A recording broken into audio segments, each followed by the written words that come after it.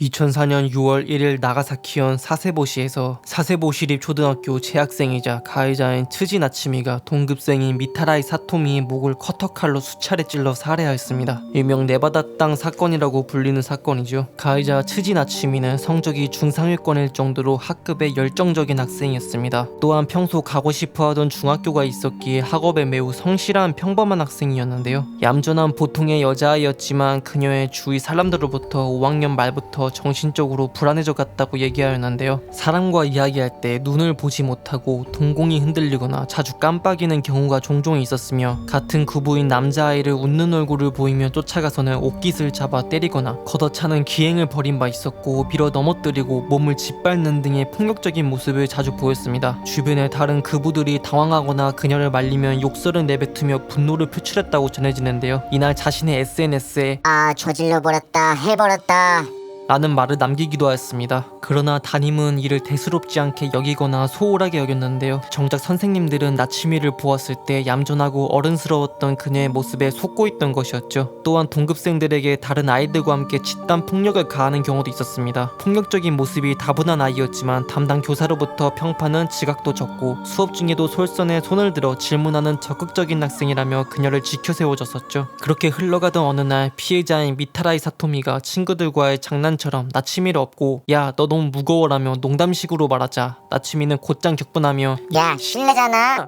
라는 말을 남겼습니다. 나츠미는 마른 몸의 체형이었는데 이를 농담이 아니라 진지하게 받아들인 것으로 추측되었죠. 이 시기부터 그들의 사이는 악화되기 시작하였는데요. 그리고 문제가 시작되었습니다. 반에서 아이들끼리 서로 교환일기를 작성하며 서로 교우관계를 다졌는데요. 이 사이에 나츠미와 사토미도 같이 끼어 있었고 교환일기를 둘러싸고 트러블이 발생했습니다. 사토미가 사용하던 표현은 다른 그부가 비슷하게 사용하자 나츠미가 그 표현은 사토미가 자주 사용하는 표현이니 금지하자고 아이들에게 말하였고 이에 대해 사토미는 공평하지 않다며 반박함으로써 사토미와 나츠미의 관계는 돌이킬 수 없는 강을 건너게 되었죠. 사실 내용만 보면 그냥 초등학생끼리 너무나도 흔히 볼 수 있는 그보다 더 장난스러운 장면으로 보이는데요. 사토미는 질세라 SNS 게시판에 나츠미의 외모나 성격에 대해 돌려 말하면서 그녀를 놀렸는데 사토미가 자신의 홈페이지에 나츠미를 두고 말투가 공주병 같다라며 조롱을 이어갔고 나츠미는 예전에 서로 교환했었던 SNS 비밀번호를 이용해서 홈페이지에 몰래 로그인한 후 강제로 삭제했으며 사토미의 프로필 사진을 호박으로 바꾸거나 아바타를 삭제하기도 하였습니다. 글이 삭제된 것을 눈치챈 사토미는 오히려 조롱하는 글을 다시금 올렸는데 나츠미에 의해 삭제되기를 계속해서 반복하다가 나츠미는 점점 더 사리를 품게 되었고 자신의 SNS에 범행 계획을 올리기 시작하였습니다. 5월 28일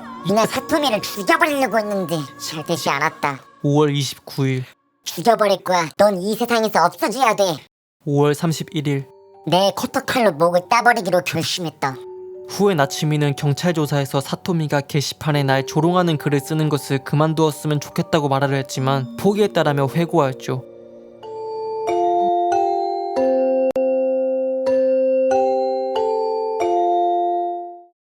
2교시 후 쉬는 시간 나츠미가 교환일기를 빼고 싶다는 취지의 메모를 사토미에게 전달했습니다. 나츠미는 이에 사토미에게 뭐든 다 때려치라 그래 라는 의미심장한 말을 건넵니다. 12시 15분경 수업이 끝난 뒤 점심시간 나츠미는 수업이 끝나고 점심을 먹으러 가려는 사토미를 6학년 교실에서 약 50m 떨어진 학습실에 잠깐 오라며 불러냈습니다. 이후 커튼을 쳐 밖에서 안을 못 보게 만들었고 의자에 앉힌 뒤 사토미의 뒤에서 손으로 눈을 가린 뒤 뒤에서 커터칼로 목을 그었습니다. 이어서 왼손도 그어버렸는데 상상할 수 없는 고통에 사토미는 의자에서 일어서서 양손을 흔들며 나츠미의 손등에 흉터가 생길 정도로 저항하였지만 그녀를 뿌리치고 나츠미는 그녀를 다시 한번 커터칼로 난도질하였죠. 이에 사토미가 쓰러지자 곧바로 현장을 떠나지 않고 교실로 돌아가기까지의 약 15분간 손에 묻은 혈액을 손수건으로 닦은 후 피해자의 얼굴을 들여다보거나 몸을 만지고 걷어차는 등 사이코패스 같은 면모를 보여주었죠. 피해자의 목에는 깊이 약 10cm의 상처와 왼쪽 손등엔 길이 약 10cm의 뼈가 보일 정도로 깊은 상처가 있었습니다. 약 20분이 지난 12시 35분경 담임이 사토미와 나츠미가 교실에 없다는 것을 깨달았고 이내 복도로 뛰쳐나간 담임과 피에 젖은 사토미가 마주하였죠. 침묵하고 있던 나츠미의 손에는 커터칼과 피에 젖은 손수건이 들려있었고 바지의 옷자락은 마치 물에 담근 것처럼 축 늘어나 있었습니다. 당황한 담임은 곧바로 커터칼을 빼앗았고 애당초 담임은 그녀가 살인이 아니라 놀다가 다친 것으로 착각하고 있었습니다. 교사는 나츠미에게 사정을 정확히 묻자 나츠미는 다음과 같이 말했습니다. 내 피가 아니에요 선생님 내 피가 아니에요 라고 웅얼거리듯이 말하며 사토미가 쓰러져 있는 학습실의 방향을 가리켰죠. 담임은 곧바로 현장에 달려갔고 사토미가 피범벅이 되어 쓰러져 있는 것을 확인하였습니다. 이내 구급차를 외치며 사토미를 안고 가며 상처 부위를 눌러 지혈을 시도하였죠. 담임교사의 외침을 들은 다른 교사가 곧바로 교장에게 보고하였고 현장으로 달려갔습니다. 담임이 도착할 때까지는 기적적으로 사토미는 숨을 쉬고 있었는데요. 12시 43분 교장은 119에 신고하였고 구급차가 도착하여 피해자의 아버지에게도 연락을 취했습니다. 그리고 사토미의 아버지가 택시를 타고 학교를 향했죠. 12시 51분 구급차가 도착하여 관계자로부터 사정을 듣게 되었고 병원으로의 반송을 포기하며 사세보 경찰서로 연락을 취했습니다. 그 사이 나츠미는 교사들이 학습실에 모여있는 곳에서 흥분한 상태로 안절부절하지 못하고 있었는데요. 한 교사가 그녀를 진정시키려고 도와주었지만 당시 그녀가 가해자일 줄은 꿈에도 몰랐다고 전해졌죠. 교사는 나츠미를 진정시킨 뒤 1층 보건실로 데려가 손을 씻긴 후 옷을 갈아입혔고 다리에 붙은 피는 현관 개수대에서 씻어냈습니다. 한편 구급대원은 누군가 자세한 것을 알고 있는 사람은 없습니까? 라며 물었더니 금방 나츠미를 보건실로 데려가 옷을 갈아입혀준 교사가 나츠미를 데려와 구급대원이 사토미가 다친 이유를 물었더니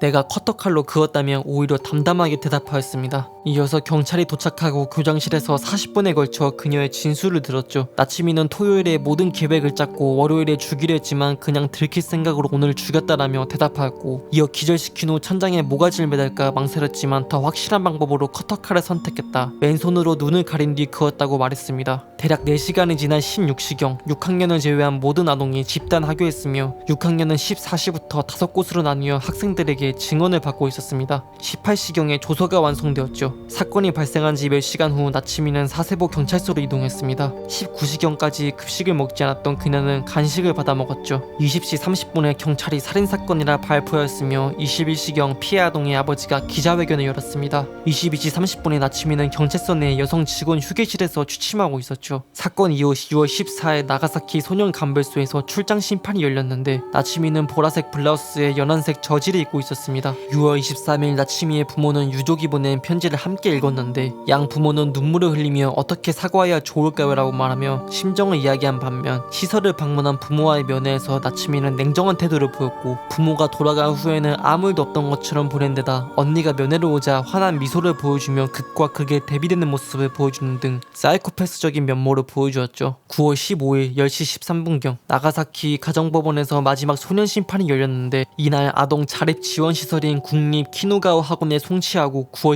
15일부터 2년간 강제적 조치를 취할 수 있는 보호처분을 결정하였습니다. 입소 초기에는 나츠미에게 집단 생활을 시키지 않고 전용동에서 교정교육이나 정신과 의사, 임상심리사에 의한 각종 심리검사를 주기적으로 행한 후 서서히 집단 생활을 이어갔죠. 이후 시간이 흘러 2008년 중학교를 졸업한 도치기현 수용시설로 이감되었고 2013년에 출소하였습니다. 사건 당시 그녀의 나이 11살, 출소 당시 그녀의 나이는 20살이었죠. 이 사건을 계기로 트지 나츠미의 친언니는 고등학교를 중퇴하고 어머니, 할머니와 함께 고향을 떠나 검정고시를 치르며 고등학교 졸업장을 취득하였죠. 그리고 사토미의 친오빠는 나츠미를 한두 번 정도 만난 구면이었는데 자택에 사토미의 친구들이 자주 놀러왔고 그 중에 나츠미도 있었다고 말했죠. 사토미와 성향도 잘 맞았고 게임 이야기를 하거나 같이 즐겼다고 회고하였는데요. 심지어 사건으로부터 이틀 전 학교 운동회에서도 마주친 적이 있었는데 사토미의 친오빠는 캠코더를 촬영하고 있었고 나츠미의 모습도 우연히 찍혀 있었습니다. 이에 나츠미는 웃으면서 몰래 친오빠의 뒤로 쫓아가 캠코더와 머리를 톡 친 후 도망갔으며 누군지 뒤돌아봤을 땐 나츠미 본인의 친구들과 함께 걷고 있었다고 말했습니다. 너무나도 평범하고 아름다웠던 그들의 인생이 고작 이틀 뒤 핏빛으로 물들여질 것이라고는 그 누구도 상상하지 못하였겠죠. 이 사건은 매스컴과 지상파는 물론 뉴스를 통해 세간에 알려지며 주목을 받게 되었는데요. 일본에는 미성년자가 범행을 저질렀을 때 가해자의 신상 공개를 제한하는 법률이 존재하였죠. 그런데 뜻밖에도 범행 후 인터넷에 사진이 한 장 공개되었는데 사진 속에는 귀여운 외모로 띈 나츠미의 모습이 공개되자 인터넷 그림 게시판에서 폭발적인 인기를 얻으며 옷에 적힌 글씨 네바다를 따서 네바다 땅이라는 별명을 얻게 되었죠. 그녀의 귀여운 외모 탓인지 팬아트나 코스프레까지 등장하였으며 나츠미가 입고 있었던 네바다 티셔츠는 품절 사태에 이르기도 하였는데요. 그러나 유족들은 해당 사진은 나츠미가 아니라고 주장하였고 주변 사람들의 증언에 따르면 나츠미는 귀엽기는커녕 매우 못생긴 외모였다고 합니다. 이후 살인사건은 다루는 후지 TV 방송 보도 중 나침이 일명 네바다 땅 소유의 일기장을 우연치 않게 클로즈업한 장면이 있었는데 이 중 한 페이지 뒷면에 가타카나로 나침이라고 적혀있어 판문을 몰고 왔었죠. 이는 네바다 땅의 본명이었으며 인근 주민들의 증언이 더해져 나침이의 성씨는 물론 생년월일을 포함한 개인정보까지 밝혀지게 됩니다. 네바다 땅 트지 나침이는 과거 장래희망은 만화가였고 개인 SNS에도 본인의 그림을 종종 올리곤 하였는데요. 경찰 수색 결과 나침이의 컴퓨터에서는 잔인하고 매우 잔혹한 사진과 동영상이 다수 발견되었으며 그녀의 공격적인 성향은 히키코모리적 행동으로 현실과의 단절, 인터넷 중독, 만화 및 영화에 몰입한 것이 원인으로 추정하였습니다. 나침이는 친언니의 렌탈카드를 사용하여 영화 배틀로얄을 대여점에서 빌려 몇 번이나 시청하였는데 당시 11살이던 나침이가 이 영화를 토대로 범행 계획을 세웠다고 하며 일주일간 치밀하게 범행을 계획하고 이를 개인 SNS에 작성하였습니다. 나침이는 그림도 많이 그렸고 이는 방송에도 소개가 되었는데요. 그중 하나 한국어도 적혀 있었는데 다름 아닌 좋은 하루 되세요라는 문구였습니다.